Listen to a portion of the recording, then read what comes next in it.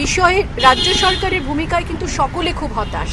সেইখানে দাঁড়িয়ে তড়িঘড়ি মুখ্যমন্ত্রীর যে কোনো একটা উক্তিকে প্রতিষ্ঠা করার জন্য পুলিশ এবং প্রশাসনের যে ভূমিকা, এই ভূমিকাটা কিন্তু ইদানিংকালে এত বেশি স্পষ্ট হয়ে সামনে চলে আসছে।